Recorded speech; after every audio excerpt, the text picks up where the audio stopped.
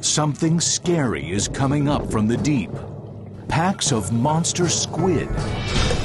Intelligent, aggressive, and dangerous. They're actual eaters of men. They will take you. They may even be communicating. They choreograph attacks together. They hunt cooperatively. They're invading our seas and decimating fish stocks.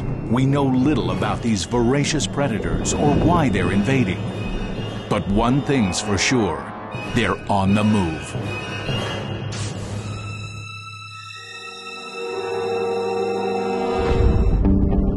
Ex-Special Ops diver turned researcher Scott Cassell is here in Mexico on the Sea of Cortez to do something nobody has ever done before. Scott wants to film the natural hunting behavior of the jumbo flying squid, or Humboldt squid, way down beyond the reach of even expert divers like himself. He's going to attach a camera to a Humboldt squid, one of the most aggressive creatures in the ocean. These monster squid are so fierce, local Mexican fishermen call them El Demonio Rojo, the Red Demon.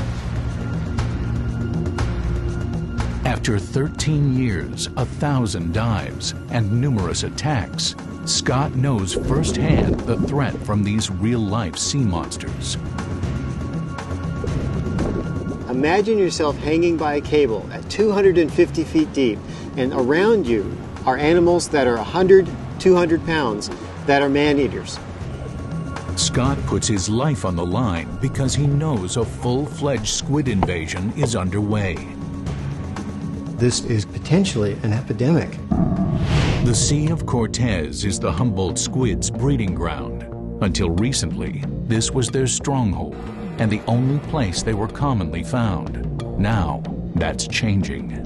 In the last few years, Humboldts have invaded coastal waters from Alaska to Chile, eating everything in their path. What in the world is contributing to this invasion, and what is going to be the impact on the environment? We have to be in the water at their level to actually see what's going on. Knowledge is power. While Scott prepares for his research dive, fishermen 1,000 miles away are already reeling from the squid invasion. At this time of year, this boat out of Half Moon Bay, California should be catching salmon. Now they're pulling in Humboldts. We got into fishing for the squid because we couldn't go out for rock cod. There is no salmon fishing. They're eating our bait fish. How much can they keep consuming before there may be nothing left to fish for but squid? Humboldts are one of the world's fastest growing animals. From a single cell, they can top 100 pounds in 1 year. They consume 10% of their body weight every day, and the bigger they get, the more fish they eat. When you see them in a school on the surface 100 miles out, it'll be like a half a mile of tentacles and stuff going after something. They're eating a school of fish. They're serious predators, you know. What's behind this territory grab? A natural population boom? Climate change? Or maybe a concerted takeover? These questions drive Scott Cassell to film the Humboldts where he can't go himself. He's using a novel approach, Squid Cam. The idea of putting a camera on a squid has been one of my dreams for over a decade. Imagine yourself flying inside the shoal of hundreds of squid and seeing what they do. But first, he must catch his squid. On land, it would be a bit like pulling a wolf out of a pack and attaching a camera to it. Since his first encounter with Humboldts, he's learned to treat them with the utmost respect. In the time frame of about 5 minutes, I had my right shoulder pulled out of its socket. I had about 30 big marks shredded through my head and throat, and I had a squid hit my camera so hard that it hit me in the face. I saw stars, and they grabbed onto me and pulled me down so fast I couldn't equalize. I ruptured my right eardrum. So what I've learned is you need armor with these animals and you need tethers. In the Sea of Cortez, it is said that Humboldt squid outcompete sharks for food. What makes them such deadly hunters also makes them a threat to divers. They got a big beak, as big as a man's hand, and they got up to 25 to 40,000 teeth inside their suction cups. They rush their prey at speeds of nearly 20 miles an hour. And as he's seen, when they attack, they show no mercy. You all right? That jerk bit me right in the face! They look at you and they study you for weaknesses, and they attack that weakness. Cassell thinks they may even be smart enough to communicate and coordinate attacks using a visual language. This flashing isn't lighting coming from the surface. It's the squid instantaneously changing its entire body color from red to white, like a strobe. Cassell believes it's a code. They're communicating with color flashes. They choreograph attacks together. They hunt cooperatively. The fact is, if you don't dive with armor with these squid, you're not being responsible to yourself, the animal, or the people that love you. They will take you.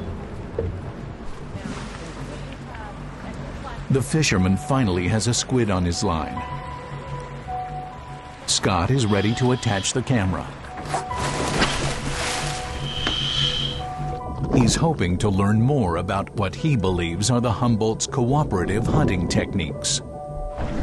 Scott, this is topside. What is the visibility down there? Visibility is about 14 feet, 15 feet. Copy? 15 feet? I copy that. As he helps pull in the last feet of line, Scott can tell he's got an adolescent. And luckily, its long fight with the fisherman tired the creature out. Scott attaches the camera mount to a fleshy part of the squid's fin, like piercing an ear, and threads it through. The cable is 1,000 feet long. He wants to find out how the squid operate at depths he can never reach himself. The camera's on and it's recording and it's looking good.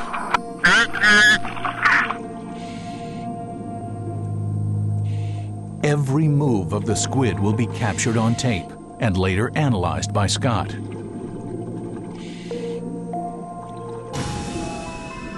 But while attaching the camera, he's attracted other Humboldts.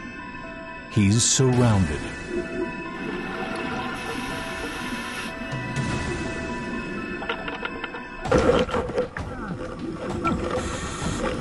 Is this a group defense, or are they hunting him in a coordinated attack?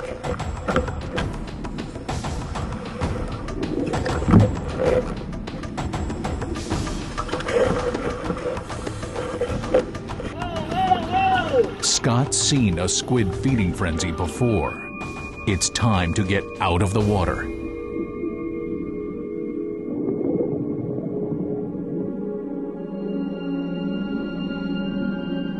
The squid will go 4 times deeper than Scott can dive himself. And while Scott's squid cam descends, he takes another camera to a place nobody's gone before.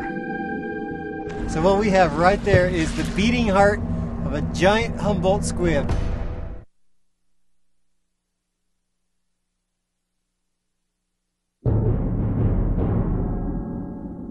Giant Humboldt squid are invading the west coast of America.